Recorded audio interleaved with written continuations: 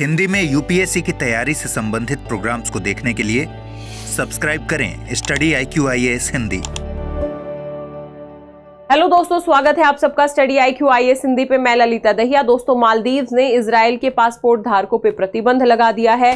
क्या घटनाक्रम है, क्या कारण है इस प्रकार की घटना के, और क्या मालदीव एकमात्र ऐसा देश है जिसने इस तरीके के प्रतिबंध लगाए हैं इजरायली पासपोर्ट धारकों पे, या फिर विश्व के अन्य देशों में भी इस तरीके का कुछ प्रावधान किया गया है? आज की संक्षिप्त परिचर्चा में हम इस पूरे मुद्दे को समझेंगे। मुद्दा यह है कि हमारे पड़ोसी देश ने प्रतिबंध लगाए हैं इजरायली पासपोर्ट धारकों पे, और इन प्रतिबंध लगाने का आधार है गाजा और इजरायली युद्ध। विशेष तौर पे हमास और इजराइल के मध्य पिछले 7-8 महीनों से युद्ध लगातार जारी है, जिसमें जो आम नागरिक हैं वो भी बड़ी संख्या में मारे गए हैं। और इस युद्ध से जो जन आक्रोश है, विशेष तौर पे जो मुस्लिम राष्ट्र हैं, इस्लामिक राष्ट्र हैं, ऐसे देशों में जन आक्रोश बड़े स्तर पे बढ़ रहा है। और इस जन आक्रोश के बीच में ही मालदीव्स ने इजरायली पासपोर्ट वाले जो आगंतुक हैं उनके प्रवेश पर प्रतिबंध लगा दिया है। एक सरकारी बयान में कहा गया कि राष्ट्रपति मोहम्मद मुइज़्ज़ुन ने कैबिनेट की सिफारिश के बाद इजरायली पासपोर्ट जो धारक हैं उन पर प्रतिबंध लगाने की घोषणा करने का फैसला किया है। हालांकि अभी आधिकारिक विवरण नहीं दिया है। यहां पे समझना यह होगा कि मंत्रिमंडल ने इजरायली पासपोर्ट धारकों को देश में प्रवेश रोकने के लिए कानूनों में संशोधन करने और इन प्रयासों की निगरानी करने के लिए एक उप समिति स्थापित करने का निर्णय लिया है। यानी स्पष्ट हो जाता है यह मुद्दा कि इजरायली पासपोर्ट धारकों को अब मालदीव्स में प्रवेश करना आसान नहीं होगा। यहां पे इतना ही नहीं, फिलिस्तीन के समर्थन में जो मालदीव्स है वो उठ खड़ा हुआ है। पहले से ही वो फिलिस्तीन का समर्थन भी करता रहा है, और ऐसे में उन्होंने एक राष्ट्रीय धन उगाही अभियान और साथ ही एक राष्ट्रव्यापी रैली फिलिस्तीन के साथ एकजुटता में मालदीव वासी आयोजित करने की भी घोषणा की है। हमें याद रखना यह होगा कि अभी हाल ही में गाजा में बड़े स्तर पे हमले किए गए। गाजा के शहर राफा में इजरायली सेना द्वारा, और एक हमले में लगभग 45 से ज्यादा लोग मारे गए थे। एक शरणार्थी कैंप में जो हमला हुआ था, इसकी राष्ट्रपति मोहम्मद मुइज़्ज़ुन ने सार्वजनिक तौर पे आलोचना भी की थी, और अपने एक्स हैंडल पे यानी अपने ट्विटर पे स्पष्ट तौर पे उन्होंने लिखा भी था कि राफा में टेंट कैंप पर जो इजरायली सेना द्वारा किया गया हमला है, मैं उसकी निंदा करता हूं, जहां विस्थापित फिलिस्तीनी शरण ले रहे थे। इजराइल को ICJ यानी अंतरराष्ट्रीय न्यायालय के फैसलों का पालन करना चाहिए। कोई भी देश अंतरराष्ट्रीय कानूनों से मुक्त नहीं है। मालदीव की सरकार और लोगों के साथ मिलकर मैं तत्काल युद्ध विराम, हिंसा की समाप्ति और निर्बाध मानवीय पहुंच का आह्वान करता हूं। तो इस तरीके का ऑफिशियल स्टेटमेंट भी मालदीव के जो राष्ट्रपति हैं उन्होंने दिया था।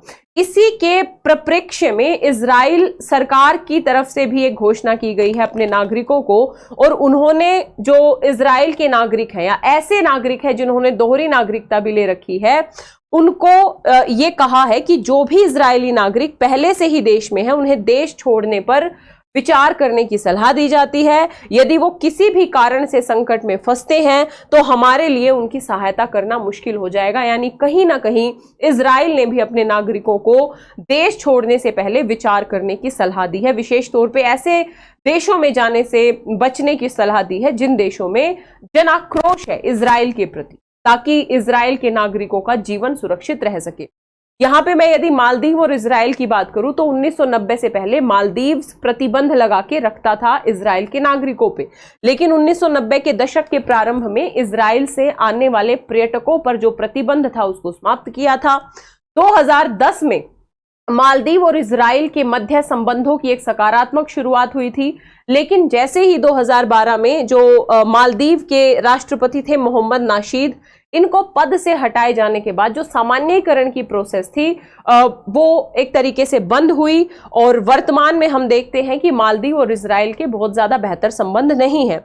2024 के डेटा की यदि हम बात करें, जो आगंतुक है इजराइल के, वो लगभग 528 इजरायली नागरिकों ने मालदीव्स का दौरा किया, जो पिछले वर्ष 4644 से काफी कम है। यानी हालांकि काफी कम संख्या में इजरायली नागरिक आ रहे हैं, लेकिन ये दोनों देशों के प्रयास, विशेष तौर पे मालदीव का प्रयास है कि इजरायली पासपोर्ट धारकों पर पूरी तरीके से प्रतिबंध लगा दिया जाए।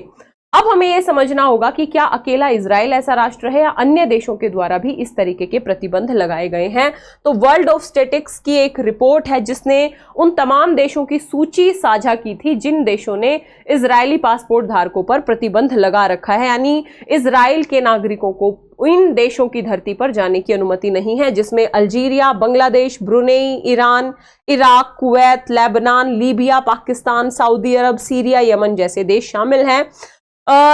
ये भी ध्यान रखना होगा कि इजरायली कानून के अनुसार Lebanon, Syria, Iraq, Iran, Yemen और ईरान इन सबको दुश्मन राष्ट्र घोषित कर रखा है इजराइल ने, और यदि इजराइल के किसी नागरिक को इन देशों में जाना है तो उन्हें गृह मंत्रालय से अनुमति लेनी पड़ती है।